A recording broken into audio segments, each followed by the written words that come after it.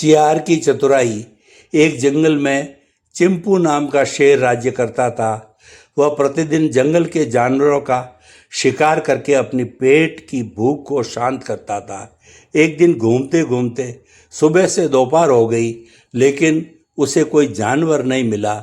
इतने में ही उसे कुछ दूरी पर भोलू नाम का शियार दिखाई पड़ा। तो वह मन ही मन बहुत प्रसन्न हुआ कि लो, बन गई बात, अब तो मजे से इसे चट कर जाऊंगा। भोलू शियार ने भी अपनी तिरछी नजरों से चिंपू को देख लिया और मन ही मन सोचने लगा कि अब जान बचाने का कोई तरीका नहीं है। अगर मैं भागूं तो ये मुझे दौड़कर पकड़ लेगा, और मैं कहीं झाड़ियों में छिपूं तो ये सूंघ कर खोज लेगा। इसलिए बचने का कोई तरीका नहीं आता। शियार होता ही बहुत चतुर प्राणी है, इसीलिए अब उसने स्वयं से मन ही मन कहा, अब मरना तो है ही, क्यों न किसी युक्ति का प्रयोग किया जाए। और उसने तुरंत अपने मन में एक युक्ति की योजना बनाई।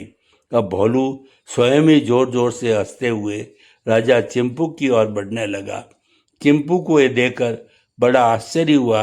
जैसे ही भोलू चिंपू के पास पहुंचा, उसने पूछा कि भाई क्या बात है, तुम्हें तो भयभीत होना चाहिए, तुम हो कि हंसते हुए मेरे पास चले आ रहे हो। तब भोलू ने कहा, क्या बताऊं महाराज, बात ही कुछ ऐसी है। आज सुबह ब्रह्म मुहूर्त के समय प्रतिज्ञा की थी कि आज मैं जब तक 10 शेरों को नहीं मार दूंगा तब तक भोजन नहीं करूंगा। और हुआ यह कि 9 शेर तो मैंने दिन निकलते ही 1 घंटे के अंदर मार गिराए, लेकिन 10वां शेर खोजते खोजते दोपहर हो गई तथा भूख के मेरा बुरा हाल हो रहा है। अब तुम मिले हो, मेरी प्रतिज्ञा पूरी होने का समय आ गया है, इसीलिए मैं हंसते हुए चला आ रहा हूँ। अब चिंपू शेर मन ही मन भयभीत हो गया कि जब मैंने इसने 9 शेरों को मार गिराया है, वह भी 1 घंटे में, तो मुझे मारने में ये कितनी देर लगाएगा। और शेर ने न इधर देखा न उधर देखा, वह तुरंत दुम दबाकर भाग निकला।